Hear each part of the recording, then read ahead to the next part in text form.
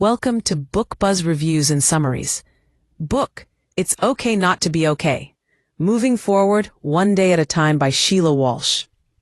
There are books that inform, books that entertain, and books that impress with intellect.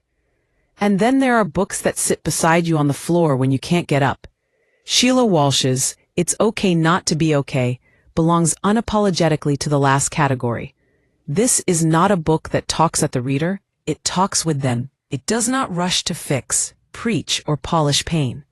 Instead, it places a steady, compassionate hand on the reader's shoulder and whispers something radically countercultural in a world addicted to perfection and positivity. You are allowed to be human. From the very first pages, Walsh dismantles the myth that strength equals constant happiness and that faith means unshakable confidence. She invites readers into a sacred space where doubt, grief, exhaustion, depression, and fear are not failures, but honest expressions of a wounded heart still reaching for hope. This book does not deny pain or attempt to spiritualize it away. It dignifies pain, and in doing so, it dignifies the reader. What makes this book so arresting is its authenticity.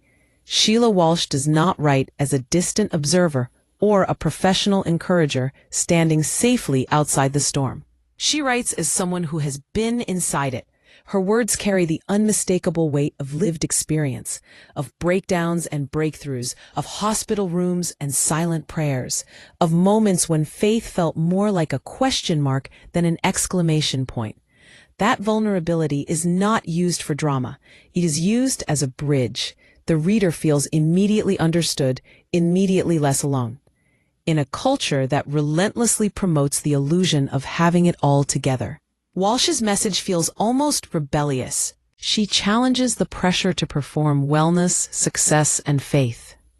She exposes how dangerous it can be to pretend we are okay when we are not, how silence can deepen wounds and isolation can magnify despair.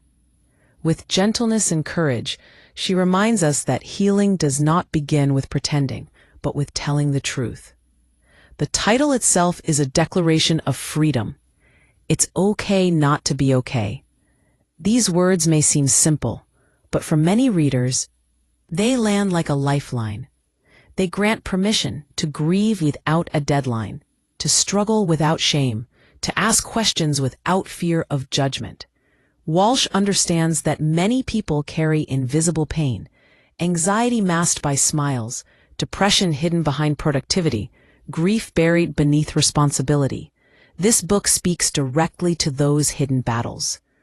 One of the most powerful aspects of this work is how it reframes faith, not as certainty, but as trust amid uncertainty. Walsh refuses the shallow theology that suggests strong faith eliminates suffering. Instead, she presents a faith that walks through suffering, sometimes limping, sometimes crawling, but still moving forward. Her faith is not loud or showy. It is resilient, honest, and deeply human. She shows that faith does not require answers. It requires presence. Walsh's writing style is warm, intimate, and conversational, yet profound. She blends personal stories, spiritual reflection, and emotional insight seamlessly. There is a rhythm to her prose that feels almost pastoral, as though she is speaking directly to the reader in a quiet, private moment. She does not overwhelm with complex theology or abstract concepts. Instead, she offers wisdom that is accessible, compassionate, and grounded in real life. Throughout the book, Walsh emphasizes the importance of one day at a time. This is not a cliché here. It is a survival strategy. She understands that when someone is in deep pain, thinking about the future can feel unbearable. Hope, when stretched too far, can feel like pressure rather than comfort. So she gently narrows the focus. You don't have to fix your life. You don't have to understand everything. You just have to take this step, breathe this breath, survive this day.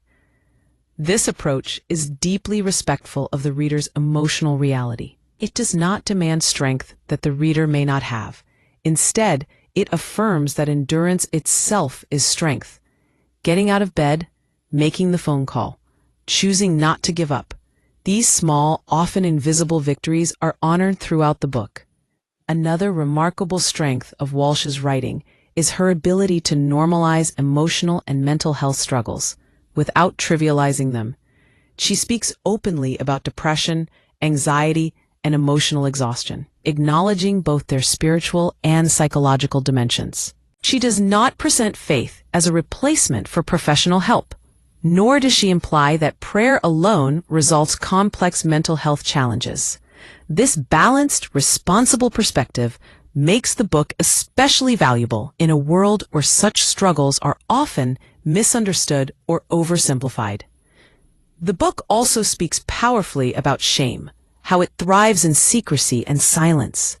Walsh exposes how many people believe their pain disqualifies them from faith, from love, from belonging. She challenges this lie with unwavering clarity. Pain does not make you weak. Struggle does not make you broken beyond repair. Needing help does not make you a burden.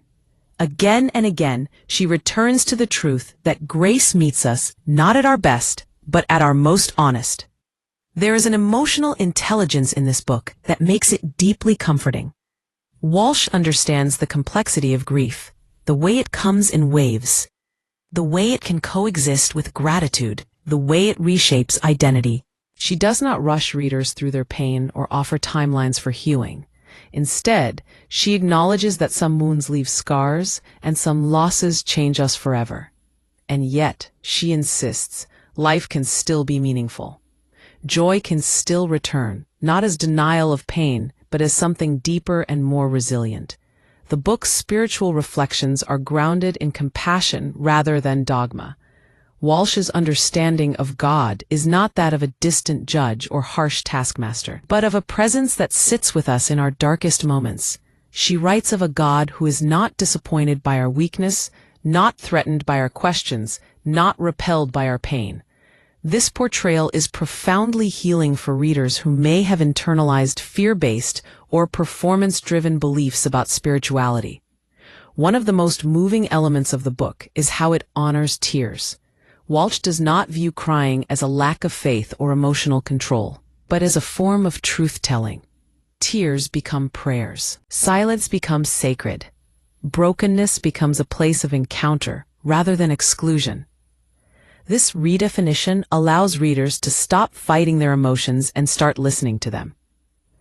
Walsh also addresses the loneliness that often accompanies suffering. She understands how pain can isolate, even in crowded rooms, even among loved ones. She writes with deep empathy for those who feel unseen or misunderstood. Her words feel like companionship. Reading this book feels less like consuming content and more like being accompanied. Importantly, this book does not end in despair. While it honors pain fully, it does not glorify it. There is hope woven throughout, not loud, not forced, but steady and believable. Hope here is not about everything turning out perfectly. It is about discovering that you are still held, still loved, still capable of moving forward, even when life does not make sense." End quote. Walsh's hope is mature and hard-earned. It is not the hope of someone untouched by loss, but of someone who has walked through the valley and found that the valley did not have the final word. This makes the encouragement she offers feel trustworthy. When she says healing is possible, it does not sound naive. It sounds experienced. What makes It's Okay Not to Be Okay especially impactful is its timing. In a world marked by collective trauma, burnout, uncertainty, and emotional fatigue, this book meets readers exactly where they are. It speaks to those who are exhausted by pretending, weary of pretending strength, tired of carrying everything alone. It offers rest, not escape, but rest. This is a book that can be read slowly, revisited often, and returned to in different seasons. It does not demand to be rushed. It invites reflection, pauses, and honesty. Many readers will find themselves underlining sentences, rereading paragraphs, and sitting quietly after certain pages. Not because the writing is dense, but because it resonates so deeply. Ultimately, Sheila Walsh's book is a profound act of compassion. It tells the truth about pain without letting pain define the ending. It creates a space where brokenness is not something to be hidden, but something that can be held with care. It reminds readers that healing is not linear, that faith can coexist with fear, and that moving forward does not require having everything figured out. This book does not promise to fix your life. It promises something far more valuable: understanding, companionship, and permission to be real. And for many readers, that permission alone is life-changing. 3 takeaways. 1. You do not need to pretend to be strong to be worthy of love, faith, or healing. Honesty is the beginning of wholeness. 2. Healing happens one day, one breath, one honest step at a time, not all at once. Progress is often quiet and slow, but it is still progress. Pain does not disqualify you from hope or purpose. Even in brokenness, you are held, seen, and capable of moving forward.